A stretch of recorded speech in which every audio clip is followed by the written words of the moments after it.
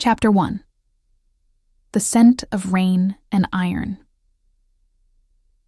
The rain came down in sheets the night Alara Thorne decided to stop running. She stood at the iron gates of the Ashford estate, her soaked traveling cloak clinging to her shoulders, and stared up at the manor house that loomed against the storm-bruised sky. 3 stories of blackened stone and shattered windows. Ivy strangled the eastern wing. No lights burned in any window. Perfect. She'd been walking for 2 days since the coach accident, since she'd fled the wreckage and the questions and the pitying looks from the driver who'd survived. The same looks she'd endured for 6 months, ever since the fire at St. Catherine's orphanage had taken everything. Since the magistrate had declared her the only survivor, and asked, again and again, how a 17-year-old girl had escaped when 23 children had not. She didn't have an answer. She never would. The estate was supposed to be abandoned. The solicitor in the village had mentioned it in passing, a property held in trust for over a century, its owners long dead, its upkeep neglected. Squatters' rights meant nothing here. No one would come looking. Alara pushed open the gate. It shrieked on rusted hinges. The gravel drive crunched beneath her boots as she approached the entrance. The door hung slightly ajar, swollen wood warped by decades of rain. She slipped inside. Darkness swallowed her whole. She fumbled in her satchel for the candle stub and matches she'd stolen from the last inn. The flame guttered to life, casting trembling shadows across a grand foyer thick with dust. A chandelier hung crooked overhead, crystals dulled by grime. The air smelled of mildew and something else, something metallic and faintly sweet, like old copper pennies left in the rain. Alara moved deeper into the house. The candlelight revealed peeling wallpaper, portraits with eyes scratched out, furniture draped in moth-eaten sheets. Every room felt like a held breath. She found the kitchen eventually. The hearth was cold, the cupboards bare except for a few unbroken jars of preserves covered in dust. She set her candle on the table and sank into a chair, exhaustion crashing over her like a wave. For the first time in weeks, she allowed herself to weep. The sound echoed in the empty house. Small, broken, utterly alone. You shouldn't be here. Alara's head snapped up. The voice was low, cultured, and came from the doorway behind her. A man stood in the shadows just beyond the candlelight.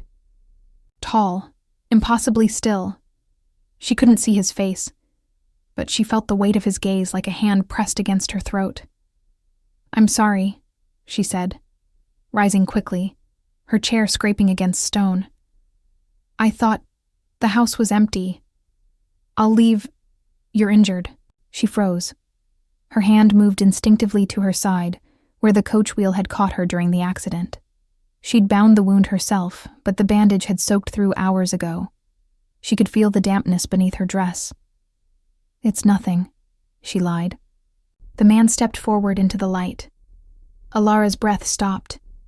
He was beautiful in the way ruined cathedrals were beautiful, all sharp angles and cold elegance. Dark hair fell to his collar, framing a face carved from marble. High cheekbones, a severe mouth, eyes so pale they seemed almost colorless in the candlelight. He wore black from throat to heel, the cut of his clothing decades out of fashion, but immaculately maintained. And he didn't breathe. She watched his chest for the rise and fall of breath, and saw nothing. "You're bleeding," he said softly, and something in his voice made her skin prickle. His nostrils flared slightly. "Quite a lot, actually." "I'll clean it and go," Alara said, backing toward the far door. "I won't tell anyone you're here. I promise." "Stop."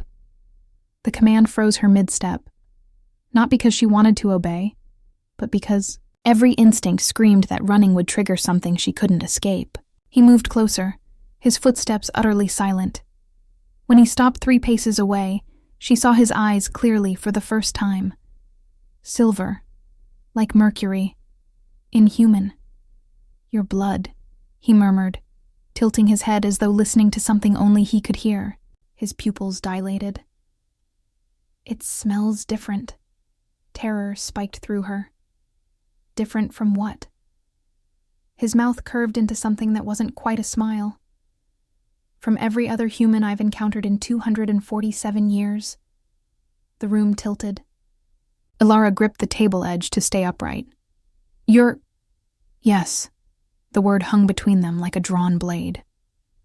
Are you going to kill me? She whispered. He considered this with the same detached interest one might give a chess problem. Then he stepped back, putting distance between them, and she saw the faintest tremor in his hands before he clasped them behind his back.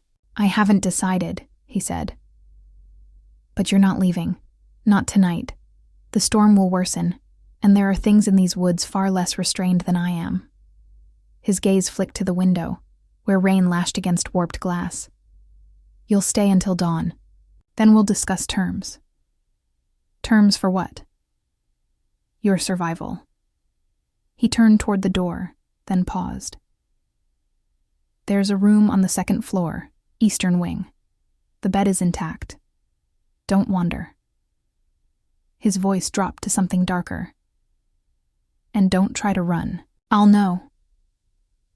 He disappeared into the shadows so quickly she might have imagined him. Ilara stood alone in the kitchen, her heart hammering against her ribs, and realized she was shaking, not entirely from fear. She touched her side again, felt the warm slip of blood between her fingers. Your blood smells different. What did that mean? And why had he looked at her like she was both a threat and a mystery he couldn't afford to ignore? She picked up her candle with trembling hands and made her way toward the stairs, each step an act of faith or foolishness. She no longer knew which. Behind her, in the darkness, she heard the faintest whisper of movement. He was watching. He was always watching. Chapter 2. The Weight of Silence. Ilara didn't sleep. She lay in the four-poster bed in the eastern wing, staring at the canopy overhead while rain drummed against the windows. The room smelled of lavender and dust. Someone had loved this space once. A vanity stood in the corner, its mirror cracked down the center. Embroidered curtains hung in tatters. Every creak of the house made her flinch. She'd barricaded the door with a chair, though she suspected it would do nothing if he wanted to enter. The vampire. The impossibility made flesh. She should be running. Should have fled the moment he'd turned his back. But exhaustion had carved her hollow, and some terrible part of her, the part that had survived the fire when no one else had, whispered that perhaps death here, in this forgotten place, would be a mercy. At least it would be over. But dawn came anyway. Gray light filtered through the grime-streaked windows. The rain had stopped. Ilara sat up slowly, her side screaming in protest. The bandage had stuck to the wound. When she peeled it back, she bit down on a cry. The gash was deeper than she'd thought, the edges inflamed. She needed clean water. Proper bandages. Medicine she didn't have. The house was silent as she descended the stairs. In daylight, the decay was even more apparent. Water stains bloomed across the ceiling like spreading bruises. Paintings hung askew, their subjects lost to mold. The grand staircase had collapsed in places, forcing her to navigate carefully. She found the kitchen again, and miraculously, a hand pump that still worked. The water ran rust-red for several moments before clearing. She scrubbed her hands and face, then tore a strip from her petticoat to make a fresh bandage. You should let me see it. Ilara spun around. He stood in the doorway, exactly as he had the night before. Same black clothing, same unnatural stillness. But in the weak morning light, she saw details she'd missed. The fine embroidery at his cuffs, the antique silver ring on his right hand, set with a black stone, the way shadows seemed to cling to him even in daylight. The sun, she said stupidly. Doesn't it burn me to ash? He stepped fully into the kitchen, and she saw now that every window had been covered with heavy velvet curtains, blocking all but the faintest light. Only direct sunlight, and only if I'm careless. He gestured to the table. Sit. Let me examine the wound. I don't need... You're septic. His voice was flat. I can smell the infection from here. Sit, or you'll be dead of blood poisoning within 3 days. The certainty in his tone made her legs buckle. She sank into the chair. He moved with that unnerving speed, suddenly beside her, and she flinched violently. He froze, hands raised slightly, palms out. "I won't hurt you," he said quietly. "Not like this. Not like this?" His mouth twitched. "I prefer my meals willing." Coercion taints the blood. Horror and fascination warred in her chest. "You've killed people." "I'm 247 years old." "Of course I have." He knelt beside her chair, bringing them to eye level. "But I haven't killed out of hunger in over a century. Now may I?" She didn't trust him. Couldn't.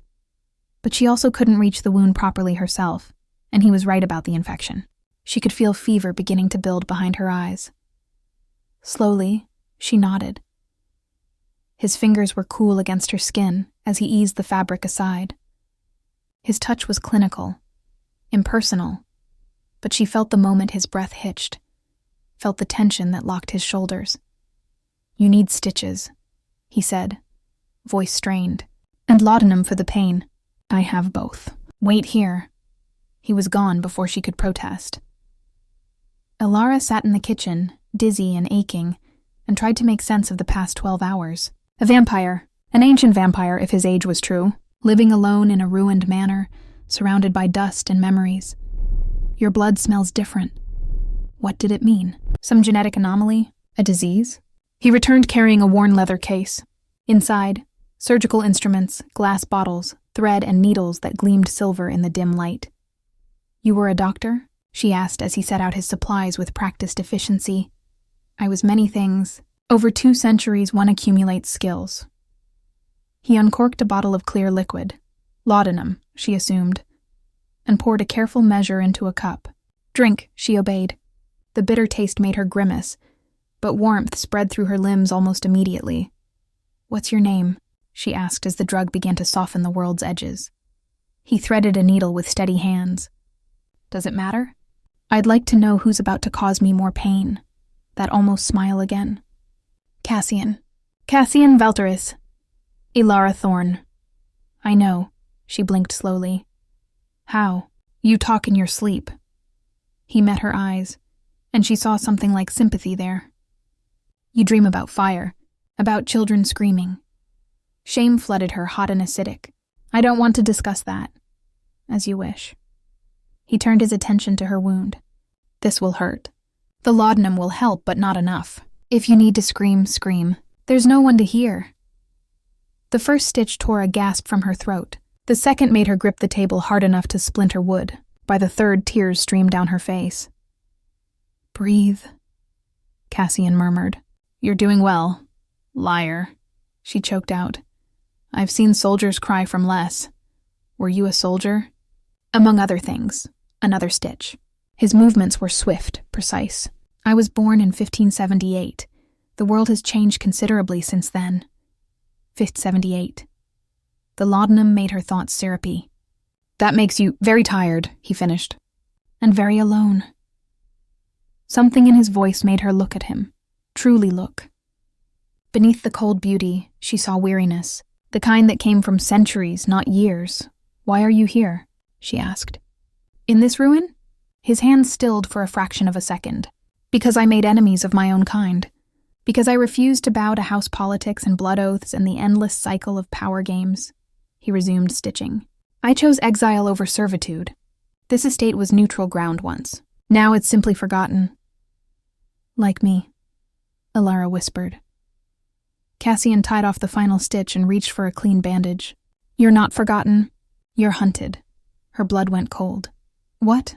"You survived St. Catherine's fire. The only survivor." He wrapped the bandage with gentle efficiency.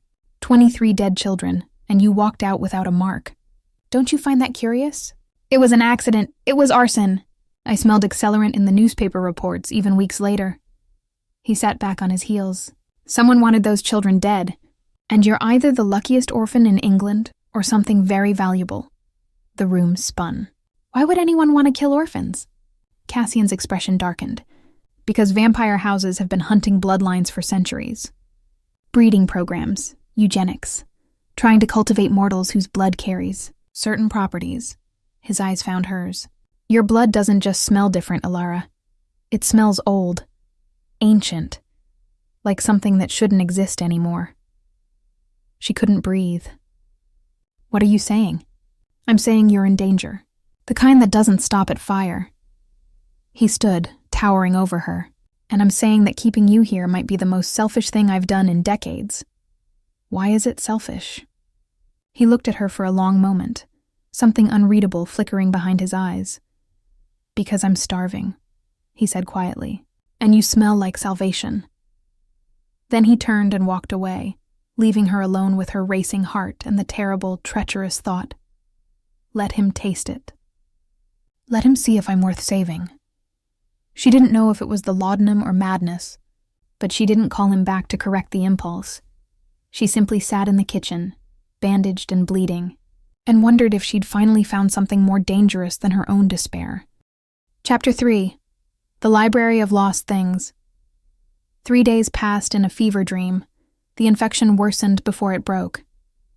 Alara drifted in and out of consciousness, aware only of cool hands pressing damp cloths to her forehead, of bitter medicine forced between her lips, of whispered words in languages she didn't recognize. When the fever finally released her, she woke to afternoon light filtering through the covered windows of her room. Someone had changed her bandages. Someone had dressed her in a clean nightgown, simple linen, soft with age. Someone had kept her alive. She sat up slowly, testing her body's responses. The wound still ached, but the sharp, poisonous heat had faded. She felt weak as a kitten, but clear-headed. A tray sat on the bedside table. Bread, cheese, dried fruit, a pot of tea still faintly warm. She fell on it like a wolf, only realizing how hungry she was when she'd devoured half the bread. When she was done, she stood on trembling legs and made her way to the door. The hallway was empty. Dust motes danced in the air. She followed the corridor toward the main staircase, trailing her fingers along the wall for balance. You should be resting. Cassian emerged from a doorway to her left. He wore different clothes today, still black, but simpler. A poet's shirt unlaced at the throat. He looked almost human, if not for the predatory grace of his movements.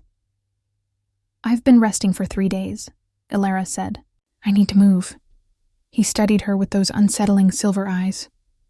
Your color is better. The infection has passed. Thanks to you.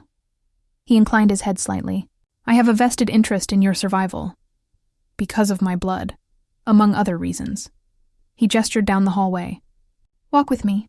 You should know what kind of prison you've stumbled into. They moved through the manor slowly, Cassian adjusting his pace to match her weakened state. He showed her the ballroom where chandeliers hung like frozen waterfalls, the conservatory where exotic plants had long since died and mummified, the portrait gallery where generations of Valoruses stared down with painted eyes.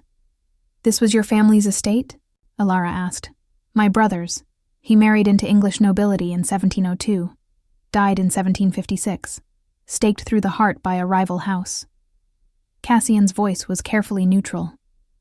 I inherited the property, but I was already in exile by then. I've lived here for nearly 70 years, watching it decay around me. Why not leave? Go somewhere new? Because there is nowhere new. Not for me.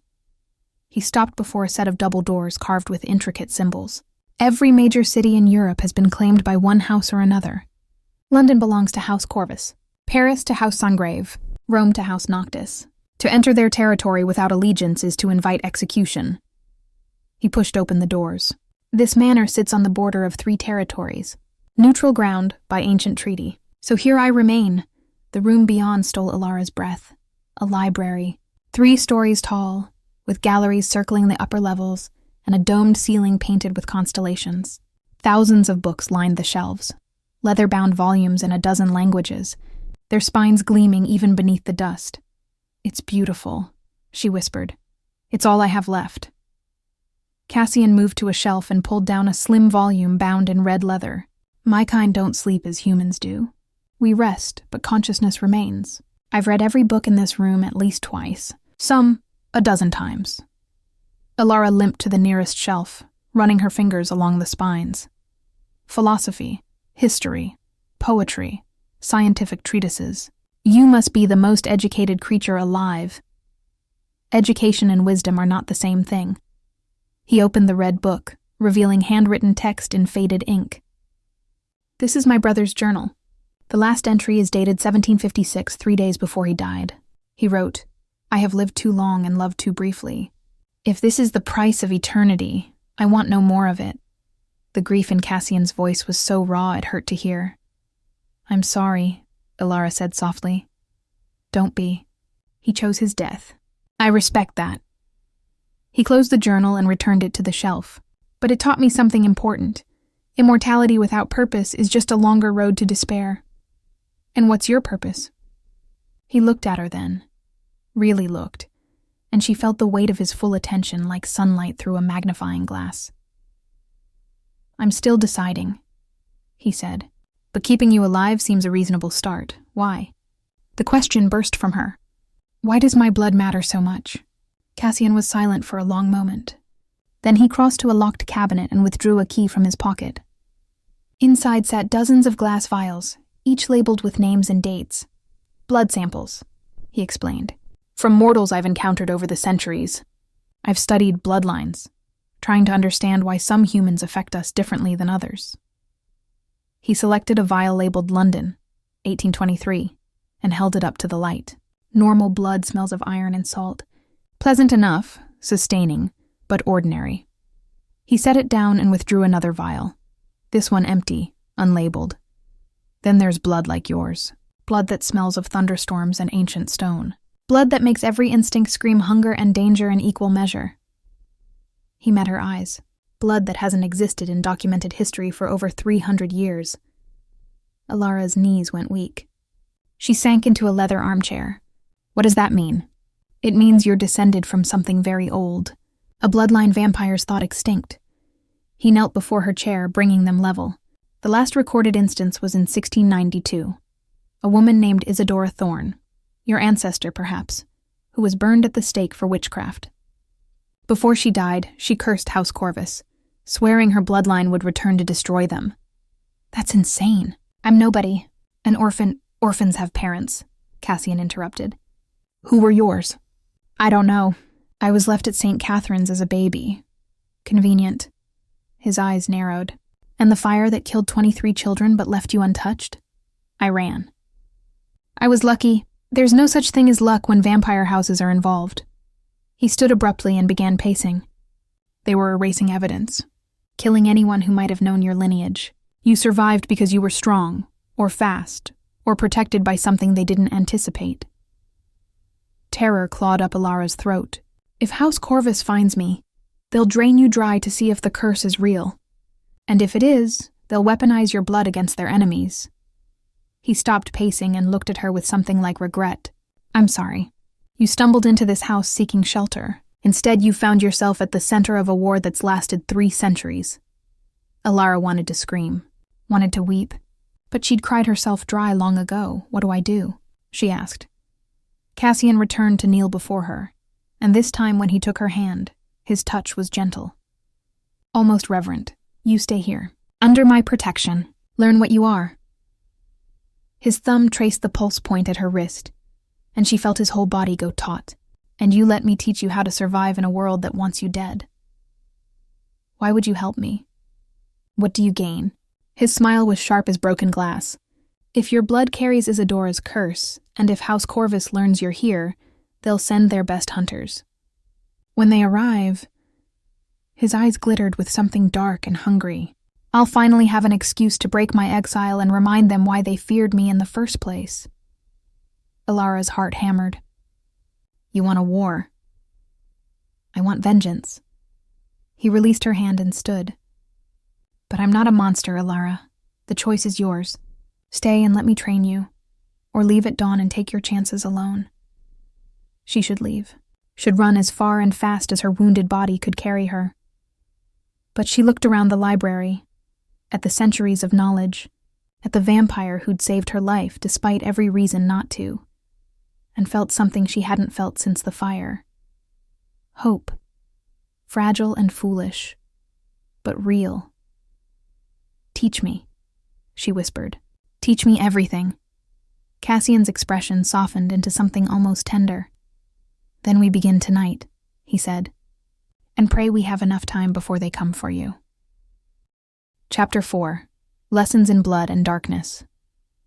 The training began at midnight. Alara stood in the ballroom, its vastness making her feel impossibly small.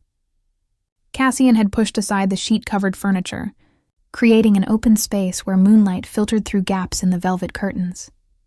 "Vampires hunt by scent, sound and movement," he said, circling her slowly. "You need to control all three, starting with your heartbeat." "How am I supposed to control my heartbeat?" "Fear makes it race. Discipline slows it." He stopped in front of her. "Close your eyes. Breathe. Feel the rhythm in your chest." She obeyed, though being blind in his presence made every nerve scream danger. She focused on her breathing, in through the nose, out through the mouth. Gradually her pulse began to steady. "Good," Cassian murmured. "Now, I'm going to move. Don't open your eyes. Track me by sound alone." Silence. Then the whisper of movement to her left. She turned toward it. "Too slow. I'd have your throat open by now." Another sound. Behind her this time. She spun, but he was already elsewhere. Again. They practiced for hours. He moved like smoke, like shadow, impossible to predict. But gradually Alara began to notice patterns. The faint displacement of air when he passed. The infinitesimal shift in temperature.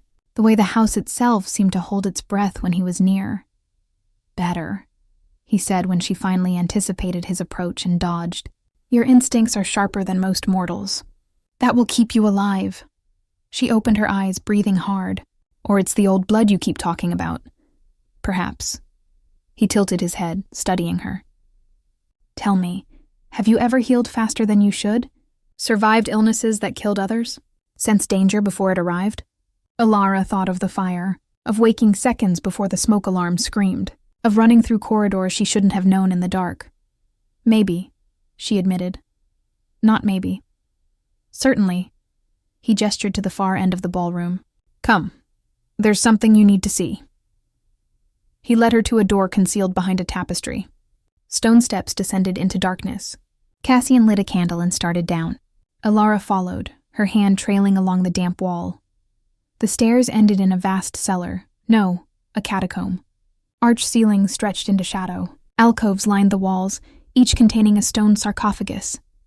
"The Valteri's family crypt," Cassian said quietly. 37 vampires rest here. My brother, my sister-in-law, cousins, friends." He stopped before a sarcophagus carved with roses. "They all died because they believed in house loyalty. In oaths and alliances, in a system designed to control us through fear. But you didn't. I refused to swear fealty to House Corvus. When they absorbed smaller houses in 1753. They gave me a choice. Bend the knee or die." His fingers traced the carved roses. "I chose exile instead. My brother tried to defend my decision. They killed him for it." Alara's chest tightened. "That's why you hate them." Hate is too simple a word. He turned to face her. "They took everyone I loved and called it politics. So yes, when I say I want vengeance, I mean it. But I also mean this. I will not let them take you too." The vow hung in the cold air between them. "Why?" she whispered. "You barely know me." Cassian stepped closer and she saw something raw in his eyes. "Because you're the first person in 70 years to look at me and see something other than a monster. Because when you woke from your fever, you said thank you instead of screaming. Because..." He paused, seeming to choose his words carefully. "Because I have lived 2.5 centuries, Alara, and I have never encountered anyone whose blood sings to me the way yours does. Not with hunger, with recognition." Her breath caught. "What does that mean?" "I don't know." The admission seemed to cost him. "But I intend to find out." Before she could respond, his head snapped toward the stairs. His entire body went rigid. "What is it?" Alara asked. "Company." His voice dropped to a lethal whisper. 3 vampires. Just beyond the property line. They're testing the wards. Terror spiked through her. "House Corvus?" "Likely." He gripped her shoulders. "Listen carefully. The wards will hold until dawn. They're blood-bound to the Valtteri's line. But if they break them, you need to run. There's a tunnel at the back of the crypt. It leads to the forest. Follow the stream north until you reach the village. I'm not leaving you. Alara, no. She grabbed his arms, feeling the marble coldness of him through his sleeves. You said you'd teach me to survive. So teach me to fight. Something fierce and approving flashed across his face. You have no weapons. Then give me one.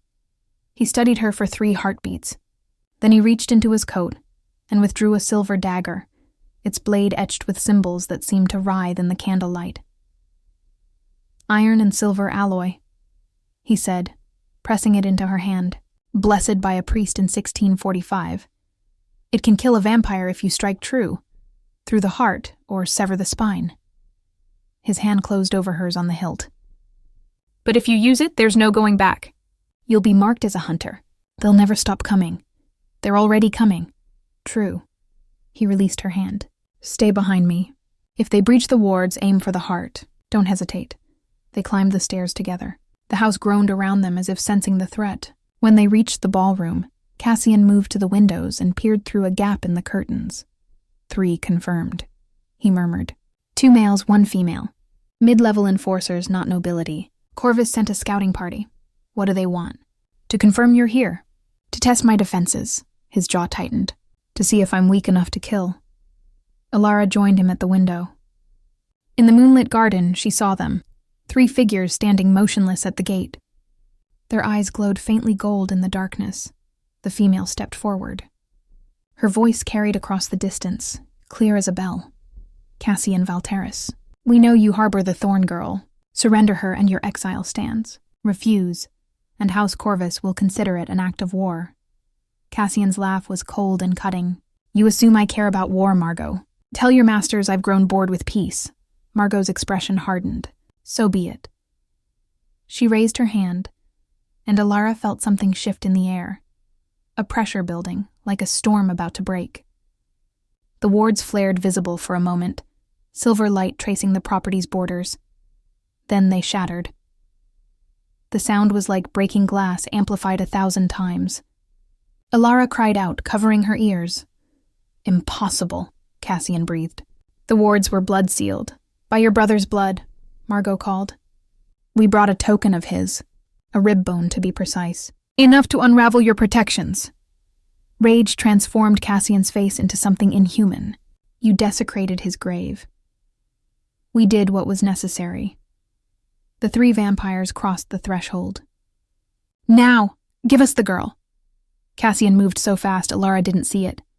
One moment he was beside her. The next he was at the ballroom's entrance, blocking it with his body. You'll have to go through me. Gladly. The 2 male vampires attacked in unison. Cassian met them with brutal efficiency, grabbing the first by the throat and slamming him into the wall hard enough to crack stone. The second he caught mid-lunge, using the vampire's momentum to flip him into a chandelier. But Margot ignored the fight. Her golden eyes locked on Alara. Hello, little thorn, she purred. Let's see if you're worth all this fuss. She lunged. Alara didn't think. She raised the silver dagger and thrust. The blade caught Margot in the shoulder. The vampire shrieked, a sound like tearing metal, and recoiled. Smoke rose from the wound where silver met flesh. You cut me, Margot hissed, more shocked than pained.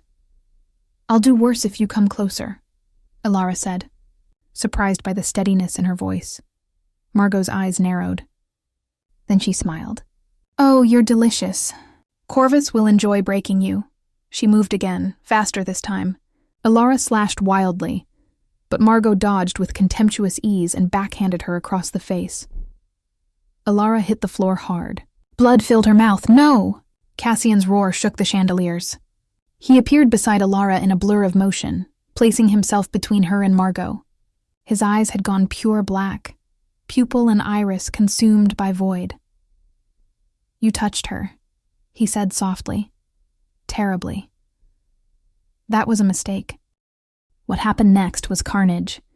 Cassian moved like death itself, all lethal grace and merciless precision. He tore through the 3 vampires with a ferocity Alara had never imagined. Bones snapped. Blood sprayed. Margot tried to flee. He caught her by the hair and slammed her face first into the floor.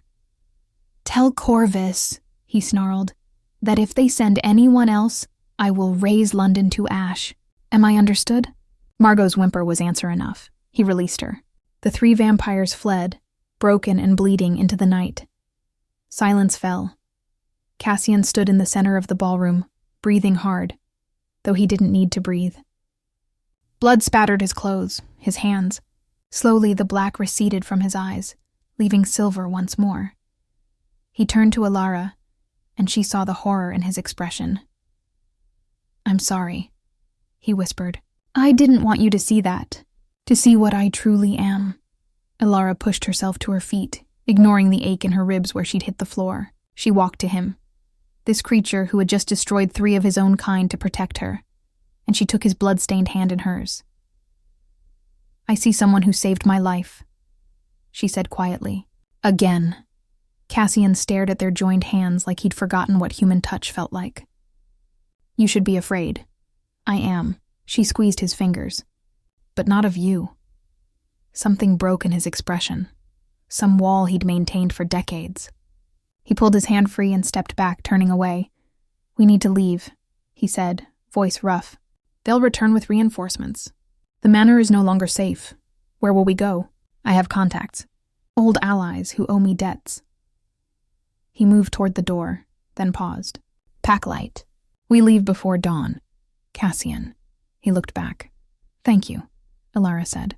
For choosing war. For me, his smile was sad and ancient and unbearably weary. Don't thank me yet, he said. We've only just begun. Chapter 5. The Road to Elsewhere. They left the manor as the first gray light touched the horizon. Alara carried a small traveling bag containing 2 changes of clothes, the silver dagger, and a leather-bound journal Cassian had given her. Write everything down, he'd instructed. Your memories of St. Catherine's, your dreams, anything strange from your childhood. If we're to understand your bloodline, we need information. Cassian traveled with even less, a single trunk that he carried effortlessly, containing what he'd called essentials. When Alara had asked what an ancient vampire considered essential, he'd simply smiled and said, You'd be surprised. They walked through the forest as dawn broke properly, painting the sky in shades of rose and gold. Cassian kept to the shadows, his hood drawn up. But Alara saw how the sunlight made him flinch when it touched exposed skin. Not burning, but clearly uncomfortable. It's like heat rash, he explained when he caught her watching. Irritating, weakening, but not fatal unless I'm exposed for hours. Full sun would reduce me to ash in perhaps 30 minutes. Indirect light I can manage. How do vampires travel during the day then? Most don't. They rest in crypts and cellars. But I've had centuries to build tolerance. He adjusted his hood. Necessity breeds adaptation. They reached a village by mid-morning. A small, forgotten place where the inn looked one strong wind from collapse. The innkeeper barely glanced at them when Cassian paid for a room, too interested in the silver coins to ask questions. The room was simple. A bed, a washstand, a window with shutters Cassian immediately barred. He set his trunk in the corner and turned to Alara. Rest, he said. We'll travel again at dusk. Where are we going? North, to the Scottish borders. There's a vampire there, Isidore Grey, who was contemporaneous with Isidore Thorne. If anyone knows the truth about your bloodline, it's him. Cassian's expression darkened, though extracting that knowledge will require negotiation. You mean payment. I mean blood. He met her eyes. Isidore collects rare blood samples. He'll want yours. Horror churned in Alara's stomach. You want me to let a strange vampire feed from me? I want you to trade with him. A few drops, willingly given, in exchange for information that could save your life. Cassian sat on the room's single chair, suddenly looking every one of his 247 years. I won't force you, but understand. Without knowing what you are, we're fighting blind. Alara sank onto the bed. Her whole body ached from the night's violence. Have you ever fed from a human? Yes. Did they survive? Most of them. In my youth, I was less controlled, less careful. Shame flickered across his face. I told you I haven't killed from hunger in over a century. That doesn't mean I haven't killed. It means I learned restraint. How? He was quiet for a long moment. I fell in love with a human woman in 1812. Her name was Catherine. She was a librarian, brilliant, brave, utterly fearless. His voice softened with memory. She knew what I was. Let me feed from her willingly, in small amounts safely. She taught me that feeding doesn't have to be predation. It can be intimacy. Alara's chest tightened. What happened to her? She grew old. I didn't. The pain in his voice was raw. She died at 63, surrounded by grandchildren, holding my hand. And I buried her in the Valteris crypt because she asked to rest among people who'd loved her, even in death. Tears pricked Alara's eyes. I'm sorry. Don't be. She gave me 42 years of joy I didn't deserve. And she taught me the most important lesson of my existence. Immortality without love is just another kind of death. He stood and moved to the window, peering through a crack in the shutters. Sleep, Alara. I'll keep watch. Do you ever sleep? Not as you do. I enter a state of suspension, aware, but resting. He glanced back at her. I'll wake if danger comes. Alara wanted to ask more, about Catherine, about the decades of loneliness since, about what it meant that her blood called to him. But exhaustion dragged at her bones. She lay down fully clothed and fell into darkness. She dreamed of fire. The orphanage burned around her, wooden beams cracking, smoke choking the air. Children screamed.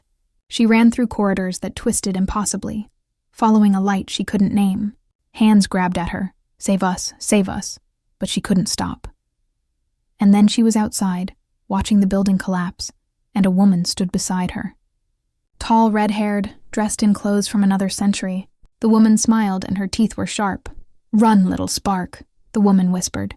They're coming for what's mine. Alara woke, gasping. Dusk had fallen. Cassian sat exactly where he'd been before, but his eyes snapped to her immediately. Nightmare? He asked. Memory. I think. She sat up, rubbing her face. There was a woman in my dream. Red hair, old-fashioned dress. She called me Little Spark. Cassian went very still.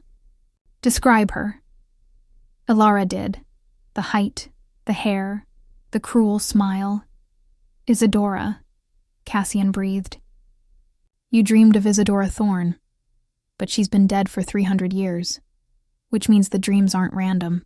They're genetic memory, your blood remembering its origins. He crossed to her, urgent. What else? What did she say? They're coming for what's mine. Alara met his eyes. What did she mean? I don't know. But we need to reach Isidore quickly. If your blood is manifesting Isadora's memories, it means the curse is waking up. He grabbed his trunk. We leave now. Can you ride? A horse? I've never... Then you'll learn. He opened the door. Quickly, they fled into the night. Chapter 6. The Collector of Secrets. The journey north took 3 days. They traveled by night, Cassian's supernatural speed allowing them to cover distances that would have taken a human a week.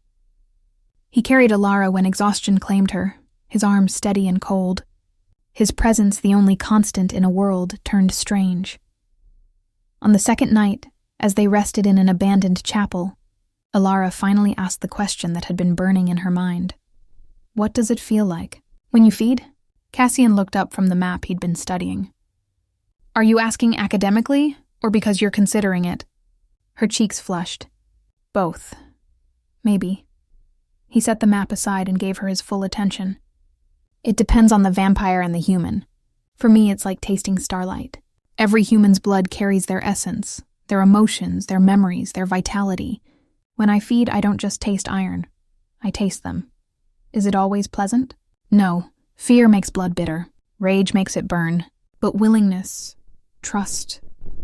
His eyes drifted to her throat, then away. That makes it transcendent. Alara's pulse quickened. Have you thought about feeding from me? Every moment since you entered my house. The admission hung between them, raw and honest. Why haven't you? She whispered. Because I don't want to be another thing that takes from you without asking. He leaned forward, elbows on his knees. You've lost everything, Alara. Your home, your past, your safety. I won't take your blood too unless you offer it freely. Without coercion, without debt. She thought about Catherine, the librarian who'd loved a monster and made him human, about intimacy that transcended species, about trust that defied reason. What if I wanted to offer it? The words escaped before she could stop them. Cassian's eyes went black for a heartbeat, then silver again. Then I would thank you. And refuse. Why? Because we're running for your life. Because you're vulnerable and I'm the only protection you have. Because consent given in desperation isn't consent at all. He stood abruptly. Ask me again when you have choices. When you can walk away from me without dying. Then I'll consider it. The nobility of the refusal somehow made her want it more. They reached Isidore Grey's estate on the 4th night. It sat in the Scottish Highlands, a fortress of black stone surrounded by moors that stretched empty and desolate. Torches burned at the gates, tended by human servants whose eyes were vacant. Thralls, Cassian explained. Humans who'd been fed from so often they'd lost their will. Isidore is old, Cassian warned as they approached. Older than me, more powerful, more cruel. Don't speak unless he addresses you directly. Don't meet his eyes. And don't let him touch you before we've negotiated terms. Terror coiled in Alara's stomach. Maybe this is a mistake. It's a risk. But one we must take. He squeezed her hand briefly. I won't let him harm you. I promise. The gates opened at their approach. A thrall led them through corridors lined with glass cases, each containing a vial of blood labeled with names and dates. Hundreds of them. Thousands. His collection, Cassian murmured. Every rare bloodline he's encountered in 6 centuries. They were shown into a study where a fire roared despite the mild night. Behind a desk sat a vampire who looked perhaps 30, with white blonde hair and eyes like chips of ice. Cassian Valteris, Isidore said, his voice carrying an accent Alara couldn't place. It's been what, 80 years? And you bring me a gift. How thoughtful. She's not a gift. She's under my protection. Isidore's smile was a razor. Everything is negotiable. His gaze slid to Alara, and she felt it like ice water on her skin. Come closer, girl. Let me see what makes you special. Alara didn't move. Cassian stepped slightly in front of her. We're here to trade, Cassian said. Information about Isadora Thorne's bloodline in exchange for a blood sample. 3 drops, no more. Isadora Thorne. Isidore leaned back in his chair. Now that's a name I haven't heard in centuries. What makes you think this child is connected? Her blood carries the old markers, and she's dreaming Isidora's memories. Isidore's eyes sharpened. Is she now? He rose, moving around the desk with liquid grace. Then my price is higher, 10 drops, and I feed directly, not from a vial. No, Cassian said flatly. Then no information. Isidore shrugged. I'm sure House Corvus would be interested to know you're harboring her. 5 drops. Alara interrupted, stepping around Cassian. Directly, but with Cassian present. And you tell us everything about Isidora's bloodline, including why houses fear it. Both vampires stared at her. Isidore's smile widened. She has spine. I like that. Very well. 5 drops, your terms. Come, sit. Cassian grabbed her arm. Alara, you don't have to. Yes, I do. She met his eyes. We need this. She sat in the chair Isidore indicated, her heart hammering. The old vampire knelt before her, taking her wrist in his cold hand. This will hurt, he said, almost kindly. But it will also feel extraordinary. He bit. Pain lanced up her arm, sharp, bright, invasive. But beneath it something else unfurled, a dark pleasure that made her gasp. She felt Isidore's mind brush against hers, felt him tasting not just blood but her memories, her fears, her strange awakening power. And then she felt something else. Something vast and ancient stirring in her veins. Isidore jerked back with a cry, blood on his lips. Impossible. What? Cassian demanded, crossing to them. What did you see? Isidore stared at Alara with something like fear. She's not just descended from Isadora Thorne. She is Isadora Thorne. That's impossible, Alara whispered. I'm me. The curse wasn't death, Isidore said, wonder and horror in his voice. It was reincarnation. Isadora bound her soul to her bloodline. Every generation she's reborn, her memories dormant until vampire blood wakes them.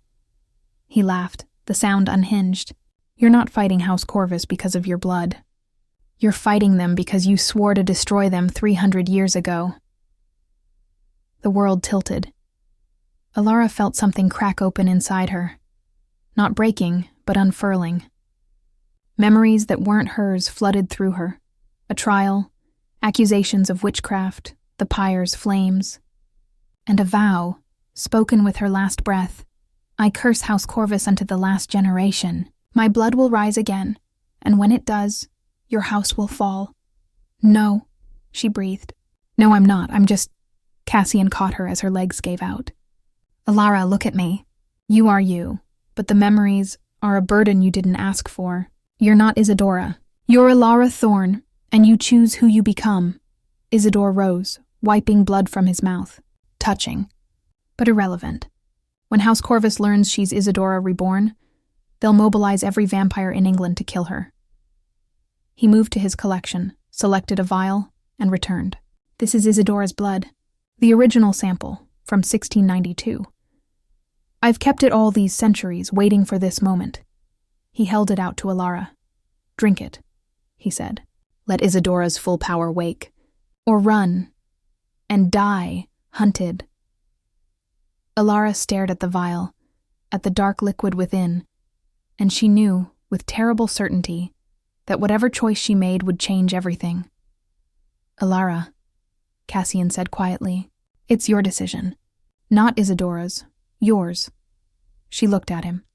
At this vampire who'd saved her, protected her, treated her like a person instead of a weapon, and she made her choice. Chapter 7. The Awakening. Alara took the vial from Isadore's hand. The glass was warm, as though the blood inside still carried life. She could feel it calling to something deep in her marrow, a recognition that transcended reason. If I drink this, she said slowly, what happens to me? Do I disappear? Does Isadora take over? Isidore tilted his head, considering. I cannot say with certainty. Reincarnation magic is rare, unpredictable. You might merge, two souls becoming one. You might gain her memories and power while remaining yourself. Or, he paused, Isadora might consume you entirely. That's not helpful, Cassian growled. It's honest. Isidore returned to his desk. The choice is hers. Drink and risk yourself for power, or flee and risk death from weakness. Either way, House Corvus wins. There has to be another option, Alara said. There isn't. Cassian's voice was heavy. They'll hunt you regardless. The question is whether you face them as you are, or with Isadora's strength. Alara looked at the vial again. 300 years of rage and power, waiting to be unleashed. Part of her recoiled from it. She'd spent her whole life trying to be good, to be grateful, to survive without making waves.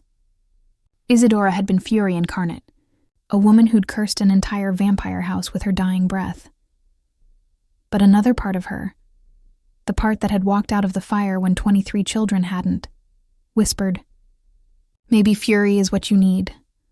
If I do this, she said, meeting Cassian's eyes, promise me something. Anything.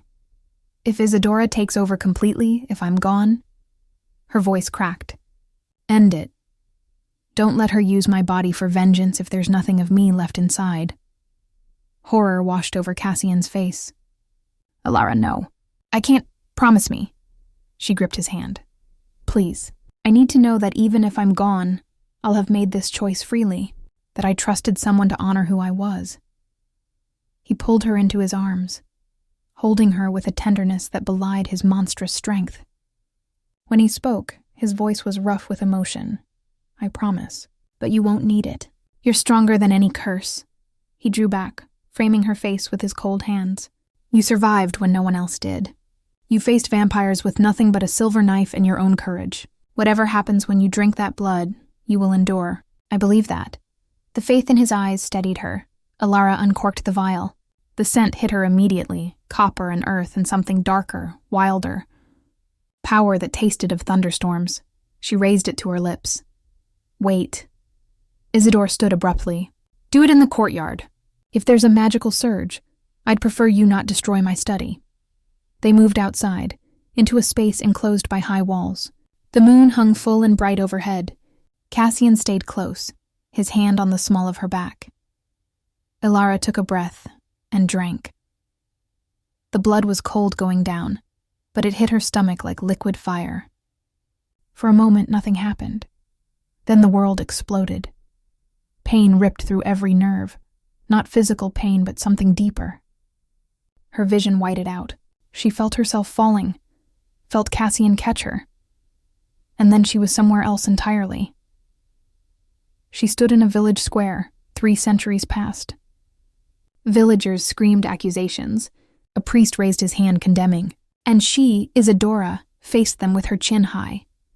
"You fear what you don't understand," Isadora said, her voice ringing clear.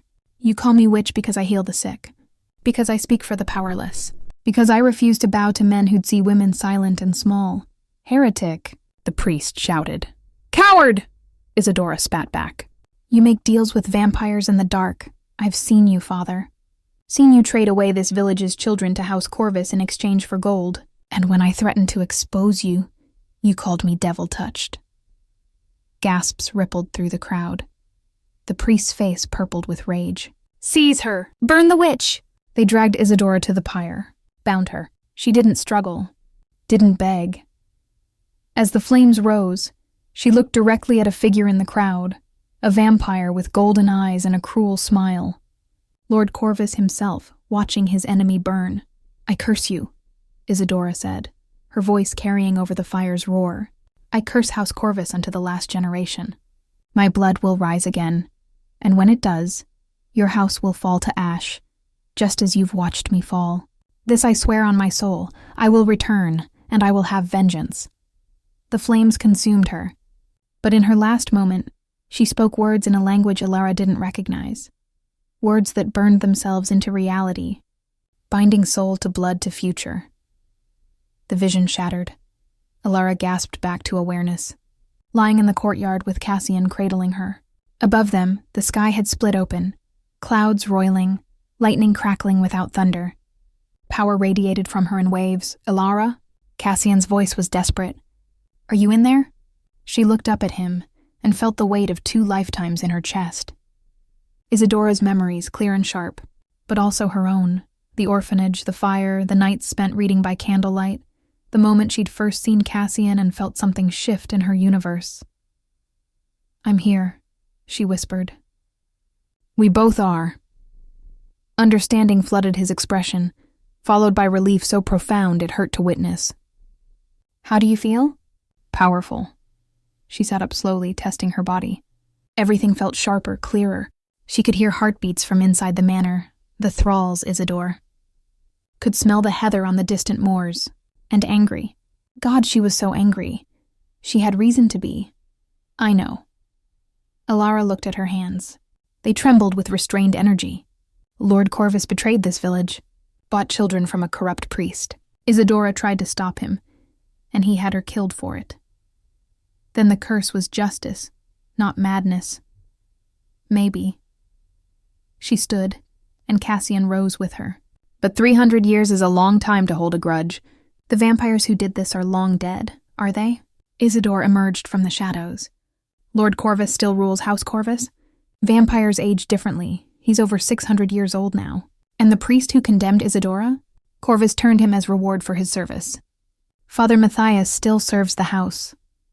Horror and rage twined through Ilara's chest. Isadora's rage, amplified by her own grief for the orphanage children.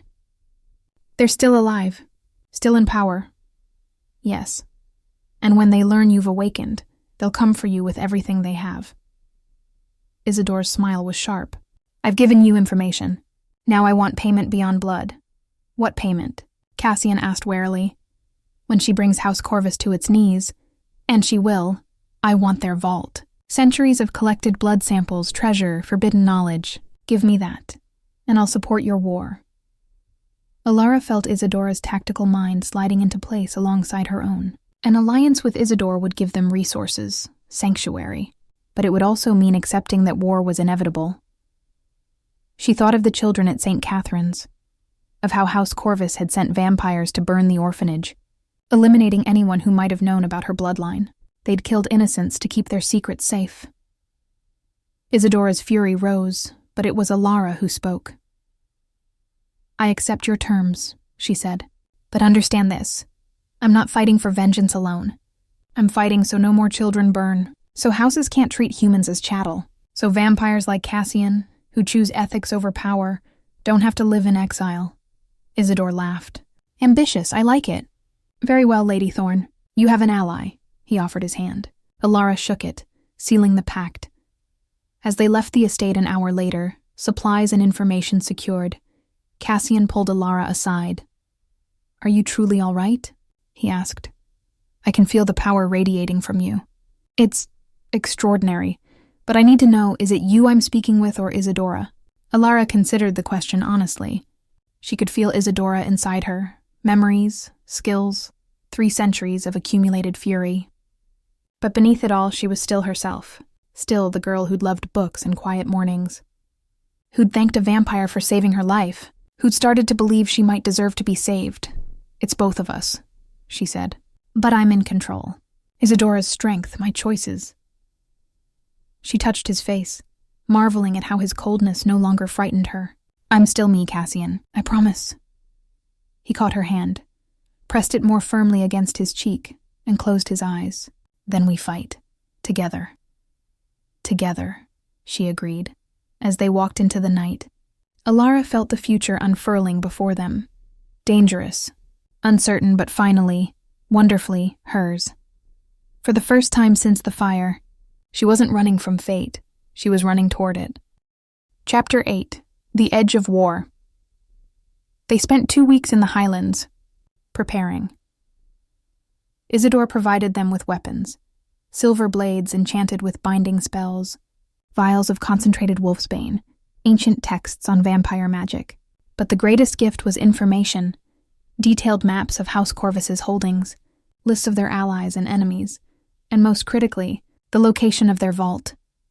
"It's beneath St. Paul's Cathedral," Isidore explained, spreading a map across his study table. "Consecrated ground, ironic, isn't it? They hide their darkest secrets in the shadow of God. The entrance is guarded by blood wards and 12 elder vampires. Impenetrable, theoretically. Theoretically?" Alara asked. "Every ward has a weakness. Corvus's wards are keyed to their bloodline.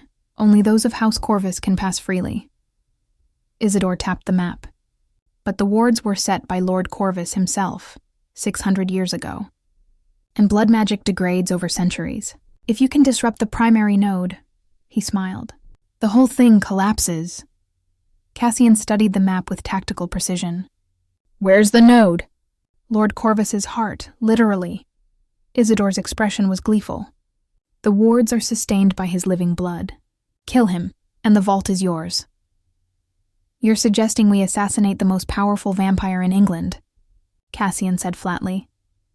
"I'm suggesting Lady Thorn fulfill her curse." Isidore looked at Alara. "Isn't that what you swore? To bring House Corvus to ash?" Alara felt Isidora's memories stir, the pyre, the oath, the burning determination. But she also felt her own uncertainty. Killing Lord Corvus wasn't just vengeance. It was a declaration of war against every vampire who'd sworn fealty to his house. "If we do this," she said slowly, "we need to be strategic. Killing Corvus won't matter if his house simply appoints a new lord and continues as before." "Then we don't just kill him," Cassian said. "We dismantle the system, expose their crimes, turn their allies against them." "How?" Alara asked. Cassian's smile was razor-sharp. "By using their greatest weakness, pride. House Corvus has ruled through fear and secrecy for centuries. But if we make their atrocities public, if we show the other houses that Corvus burns orphanages and trades human children for gold, we turn them into pariahs. The other houses won't care about dead mortals," Isidore pointed out. "They'll care about the scandal, about the destabilization." Cassian began pacing, his mind clearly racing. "Vampire society runs on reputation and alliances. If we prove Corvus is reckless enough to break the accords, the treaties that prevent open supernatural warfare, the other houses will distance themselves. Maybe even support a coup." Alara's pulse quickened. "What accords?"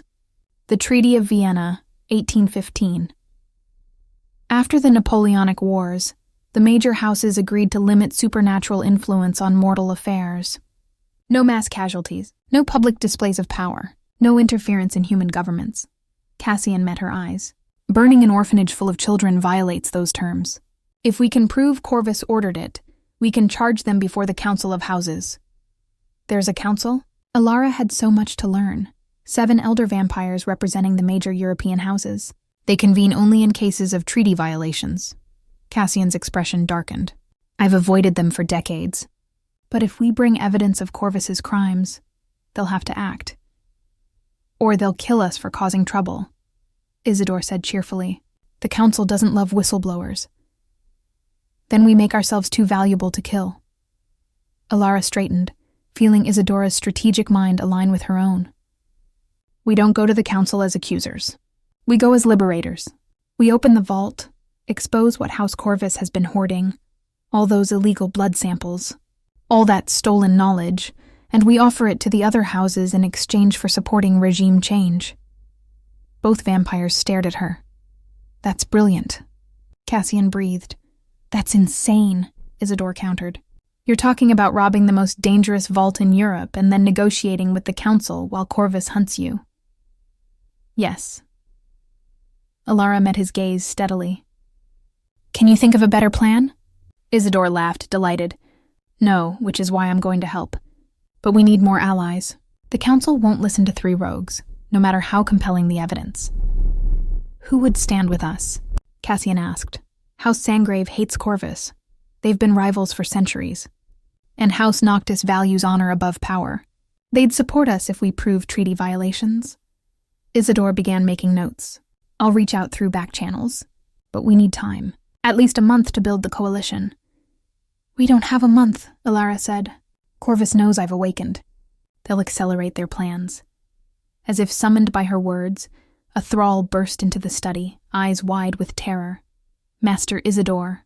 Riders approaching! House Corvus banners. Cassian moved to the window.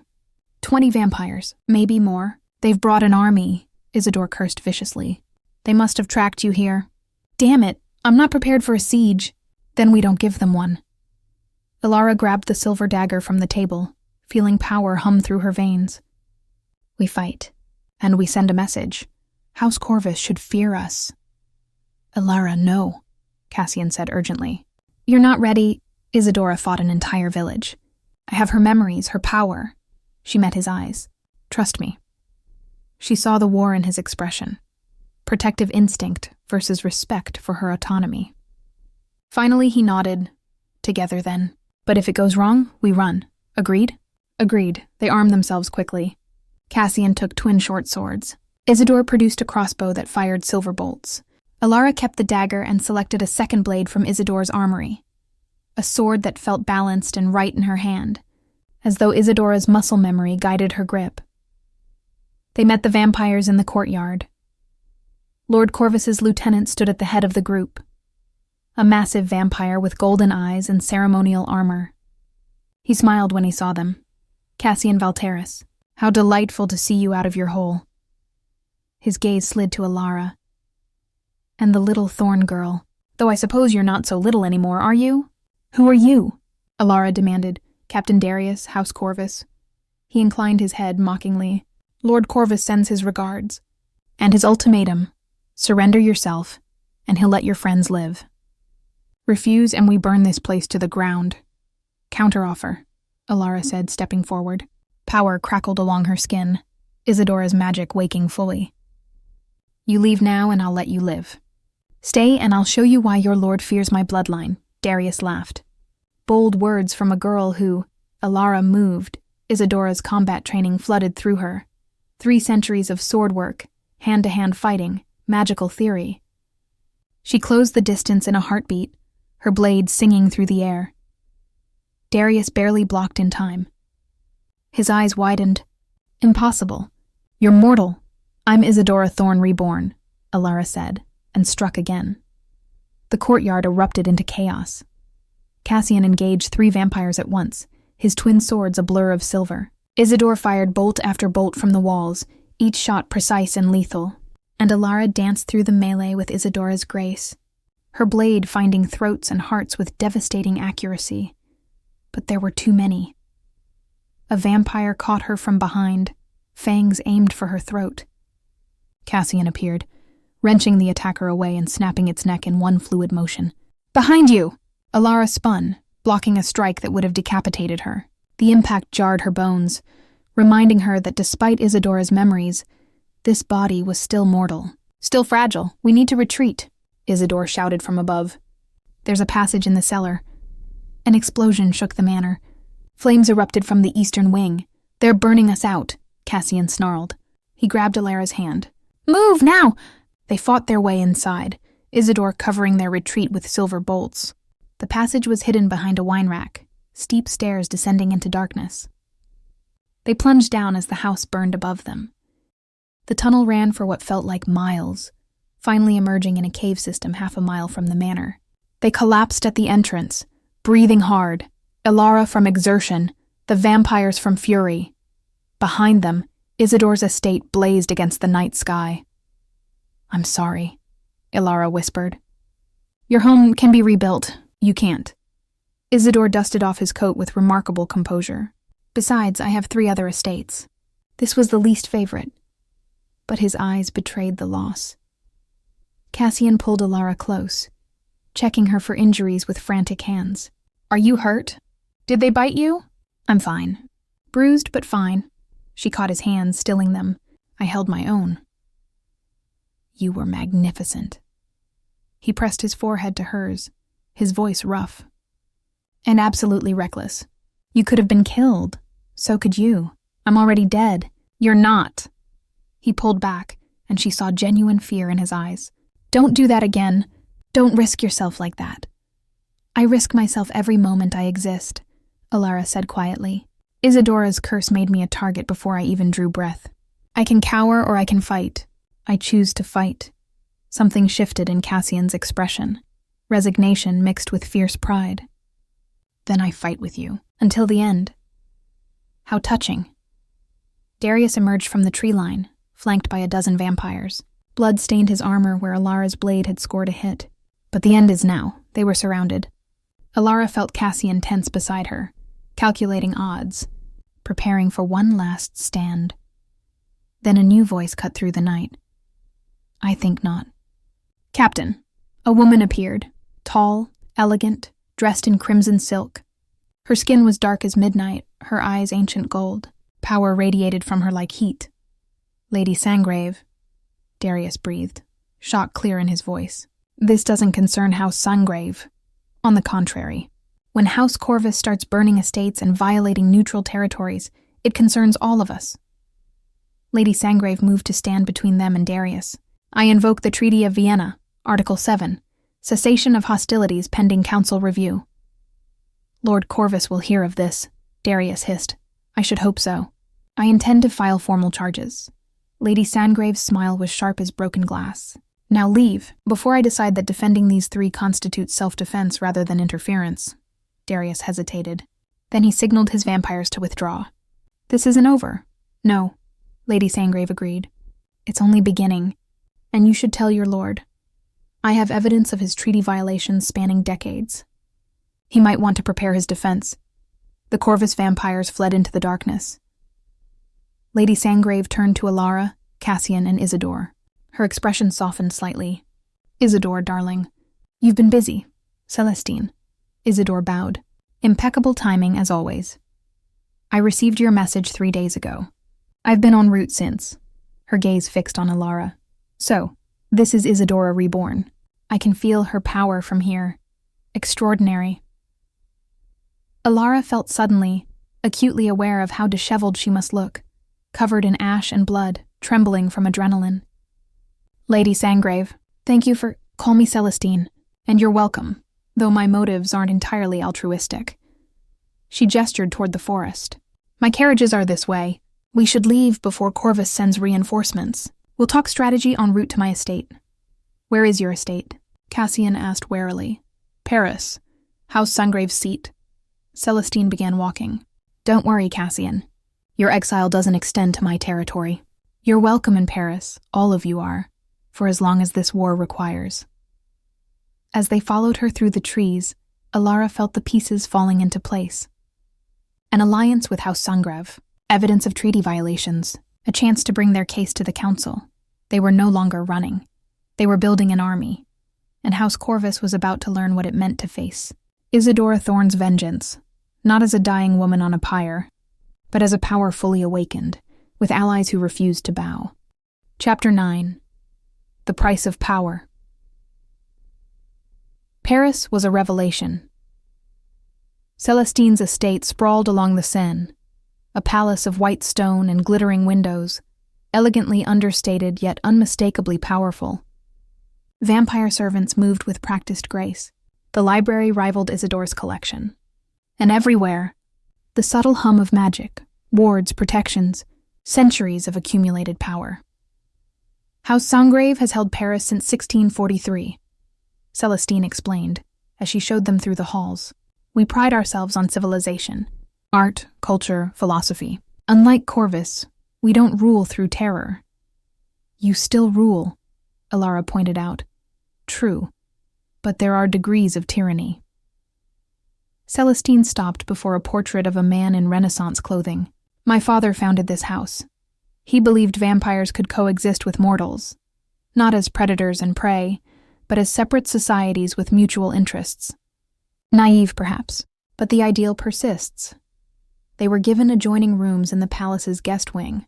Alara's chamber was beautiful. Silk wallpaper, a four-poster bed with velvet curtains, windows overlooking moonlit gardens. A far cry from the orphanage dormitory where she'd spent most of her life. She stood at the window, watching fountains glitter in the courtyard, and felt the weight of everything crashing down. The fire, the flight, Isadora's awakening, the constant gnawing fear that she was leading everyone to their deaths.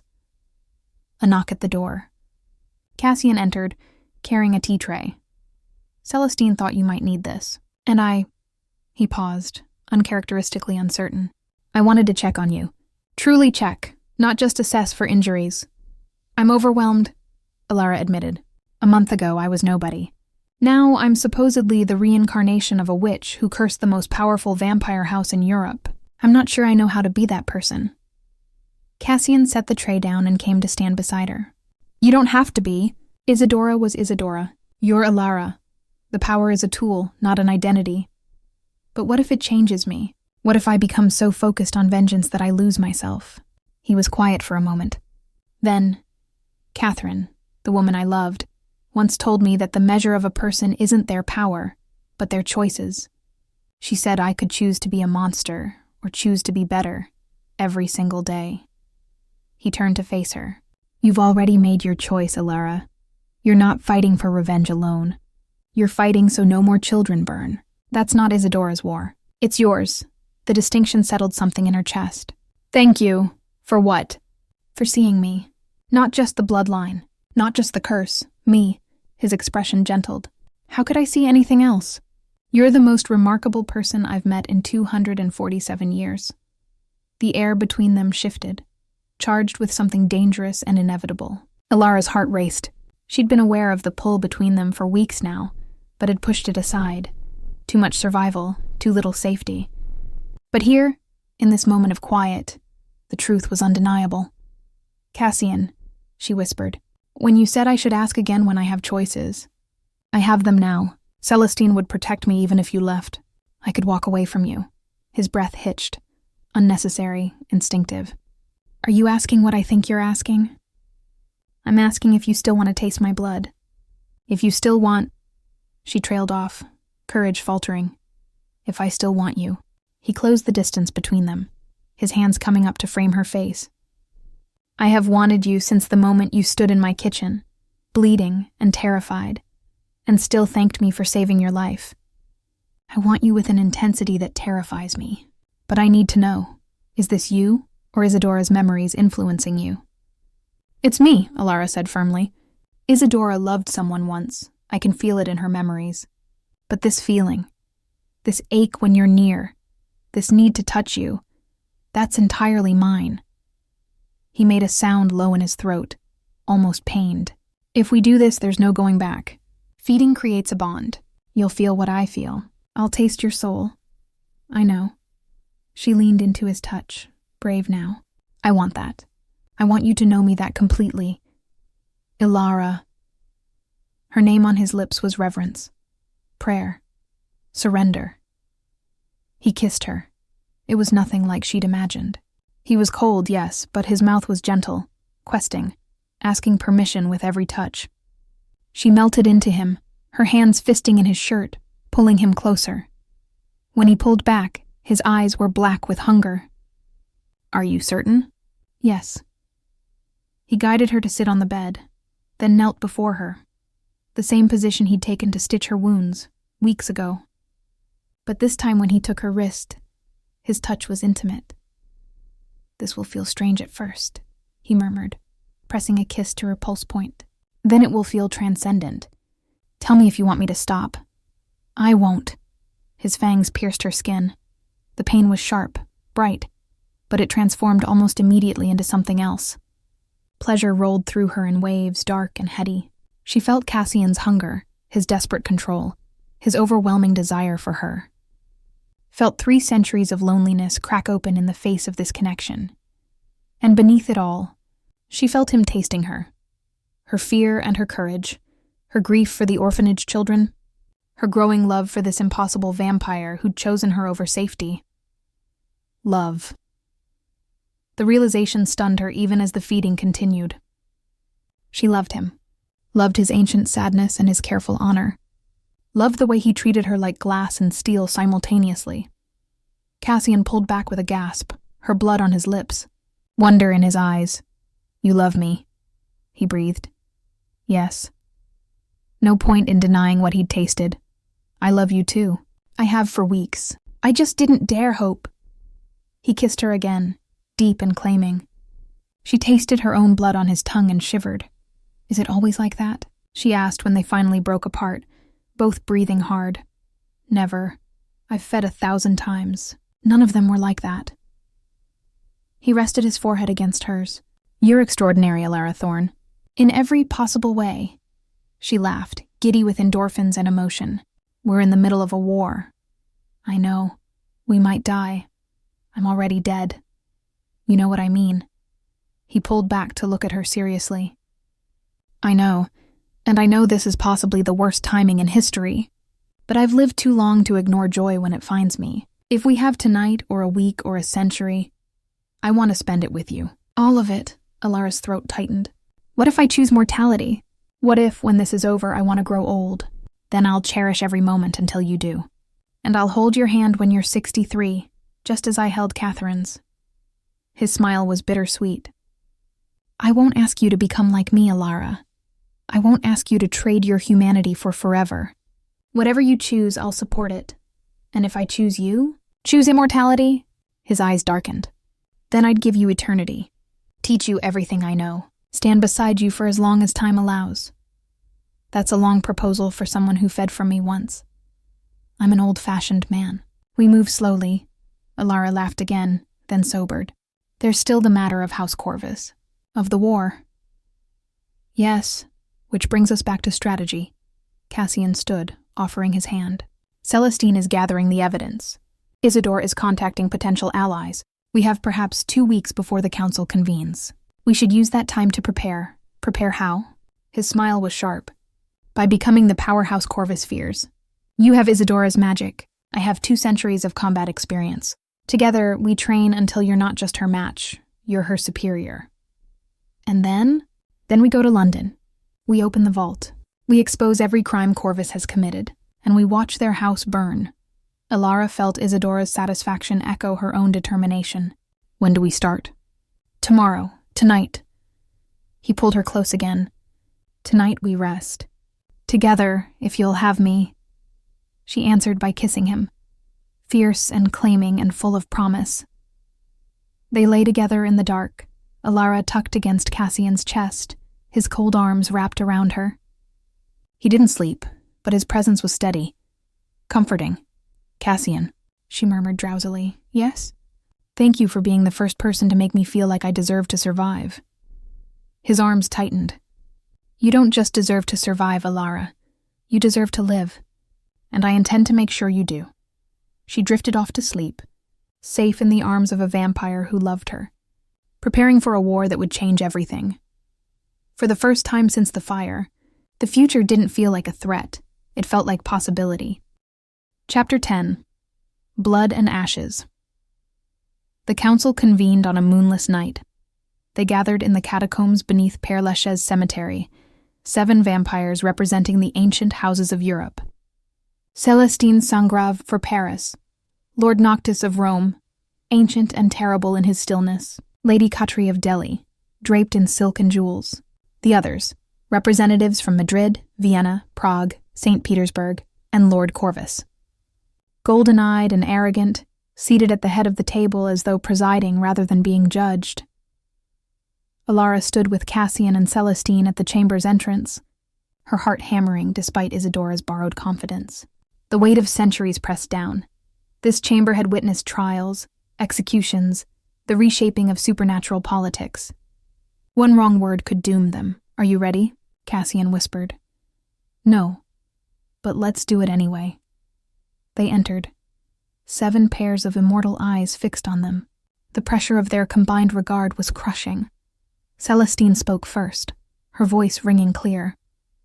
"Honored Council, I invoke Article 7 of the Vienna Treaty.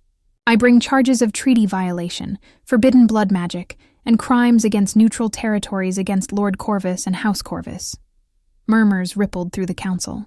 Lord Corvus's expression didn't change, but Alara saw his hands tighten on the armrests. "These are serious charges," Lord Noctis said, his voice like grinding stone. "What evidence do you present?" Celestine nodded to Isidore, who stepped forward with a leather case. Inside, documents, photographs, blood samples, all meticulously catalogued. "Over the past century, House Corvus has engaged in illegal bloodline experimentation," Isidore explained. "They've burned orphanages to eliminate witnesses, bribed mortal officials to cover their tracks, and violated the prohibition on breeding programs outlined in the 1815 treaty." He laid out photograph after photograph, charred remains of St. Catherine's, documentation of similar fires across England, correspondence between Corvus agents discussing eliminating the thorn line. Lord Corvus finally spoke, his voice dripping disdain. "Circumstantial. Hearsay. None of this proves House Corvus ordered these acts." "Then explain this." Cassian produced a sealed letter bearing Corvus's personal sigil. "A direct order from you to Captain Darius dated 6 months ago. Eliminate all descendants of the Thorn bloodline. Leave no survivors. Burn the orphanage if necessary." Silence crashed down. Lord Corvus's eyes flashed. "Where did you get that?" "From your vault," Alara said, stepping forward. "Which we accessed 3 days ago." Shock rippled through the council. Accessing another house's vault was both incredibly difficult and incredibly illegal. "Impossible," Corvus hissed. "My wards are keyed to your bloodline, but Isidora Thorne's magic specializes in breaking blood bonds." Alara smiled, cold and sharp. "And I am Isidora Thorne Reborn. Your wards didn't even slow me down." She'd infiltrated the vault with Cassian and a team from House Sangrave 2 nights ago. It had been terrifying and exhilarating. Slipping through London's shadows, bypassing guards, feeling Isidora's magic unravel centuries-old protections. They'd taken everything, documents, blood samples, artifacts, and they'd left the vault empty except for a single message carved into the floor. "The curse is fulfilled. House Corvus falls. You dare." Corvus surged to his feet. "I dare." Alara met his golden eyes without flinching. "You murdered innocent children to keep your secrets. You violated the treaty. You've committed atrocities in the name of power for 600 years. Her voice rang with Isidora's fury and her own conviction. "The council can execute me for breaking into your vault. But first, you have to explain why you needed to burn an orphanage to protect yourself from a 17-year-old girl." "Because you're not just a girl," Corvus snarled. "You're Isidora's curse-made flesh. You exist to destroy my house. I exist because you couldn't kill my bloodline completely, no matter how hard you tried." Alara stepped closer. "And yes, I intend to destroy your house, but not through violence, through truth." She gestured to Isidore, who began distributing copies of their evidence to each council member. "Everything is here. Decades of illegal experiments, bribes, murders, treaty violations. You can ignore it and risk becoming complicit. or you can uphold the law you swore to defend." Lord Noctis studied the documents with ancient eyes. "These are damning. They're fabrications," Corvus insisted. "Some are from your own hand," Lady Khatri observed coldly. "Your sigil, your blood seal. Unless you claim someone forged those as well?" Corvus's jaw worked. He was trapped, and he knew it. "What do you want?" he asked Alara, his voice tight. "To lead House Corvus yourself? To claim my territory? I want you to abdicate. Dissolve the house. Release every vampire sworn to you, and let them choose their own paths." Alara felt Cassian's steadying presence at her back. "I want the breeding programs ended, the blood research destroyed, and I want you to face trial for your crimes, here, before the council. You asked me to commit suicide. I ask you to accept consequences." For once in 600 years, the council deliberated in tense silence. Finally, Lord Noctis spoke. "The evidence is compelling. Lord Corvus, you are hereby stripped of your seat on this council pending investigation. House Corvus is placed under sanction. No territorial expansion, no new blood oaths, no political alliances until we've reviewed these charges fully." "This is an outrage." "This is mercy," Lord Noctis interrupted. "We could execute you tonight. Instead, we offer you a chance to defend yourself." "I suggest you take it." Corvus's face twisted with rage. For a moment, Alara thought he might attack. Then his expression smoothed into something calculated. "Very well. I accept the council's judgment. For now." His eyes locked on Alara. "But understand this, girl. You've made a powerful enemy. The curse may have brought you back, but it won't save you from what's coming." "Threats against the witness," Celestine said sweetly. "Should we add that to the charges?" Corvus swept from the chamber, his footsteps echoing in the stone corridors. When the door closed behind him, Alara's legs nearly gave out. Cassian caught her, holding her steady. "You did it," he murmured. "You actually did it." "We did it," she corrected. "All of us." Lord Noctis stood, regarding her with something like respect. "Lady Thorne, your bloodline has caused considerable trouble throughout history, but perhaps this time it will bring change instead of just chaos." He inclined his head. "The council will review the evidence thoroughly. You have our protection until the trial concludes." As they left the catacombs, emerging into Paris's cool night air, Alara felt something shift inside her. The weight of Isadora's curse, carried for 3 centuries across lifetimes, finally began to lift.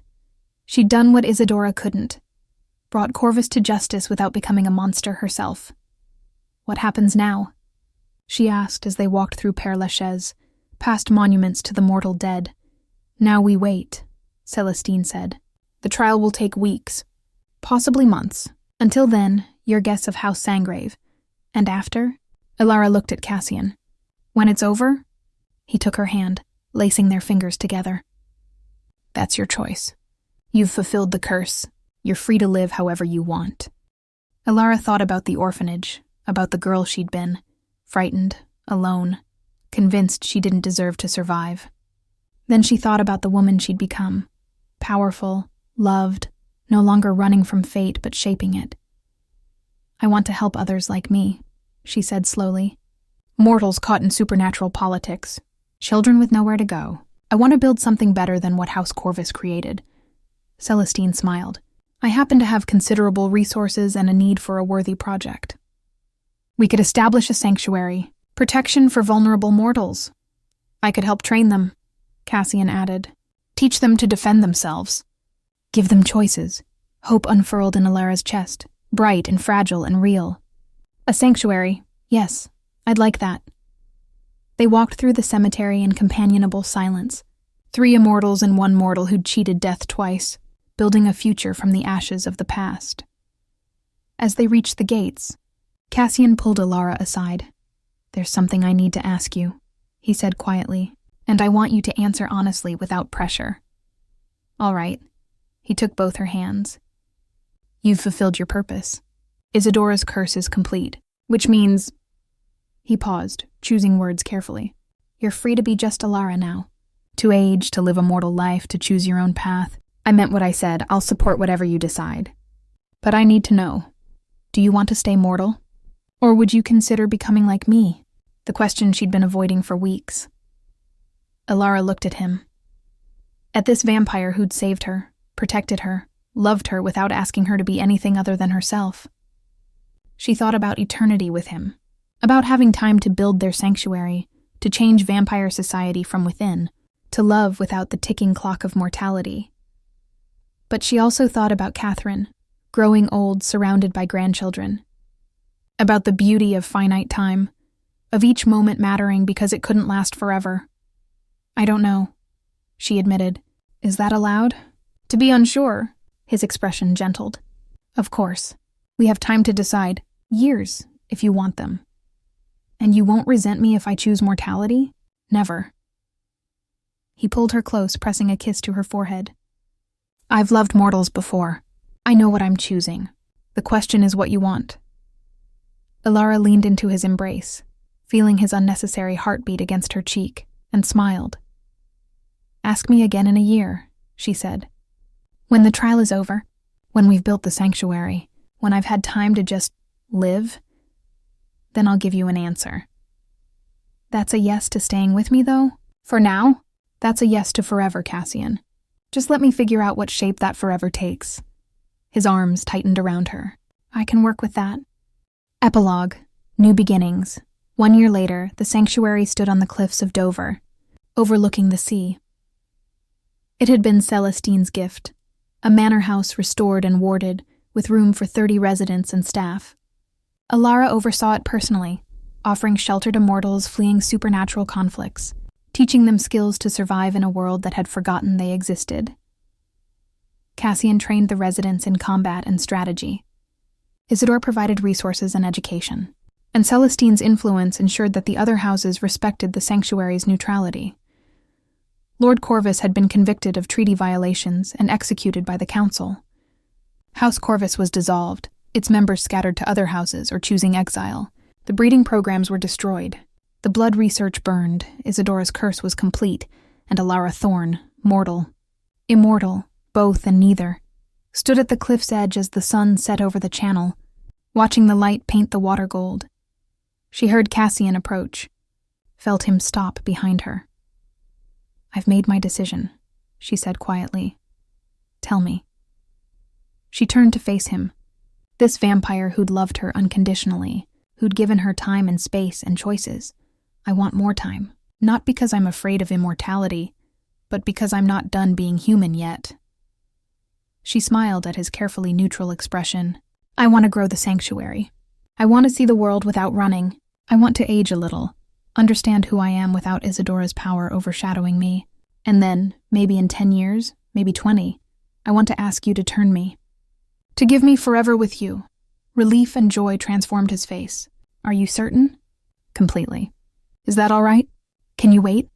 He laughed, pulling her into his arms. Alara, I've waited 247 years to find you. I can wait another 20, another 100 if that's what you need. She kissed him, pouring everything into it. Love and gratitude and promise. When they broke apart, the stars had emerged overhead, and the future stretched before them like an unwritten book. Thank you, she whispered, for seeing me, for saving me, for loving me.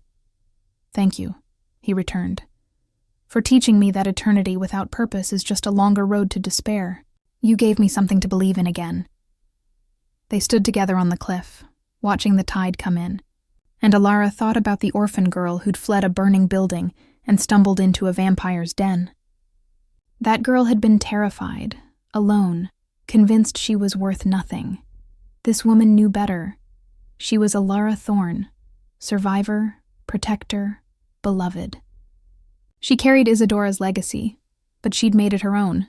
She'd fulfilled a 300-year-old curse and built something beautiful from its ashes, and she had all the time in the world, mortal and immortal both, to become whoever she wanted to be. Come on, Cassian said, tugging her back toward the manor.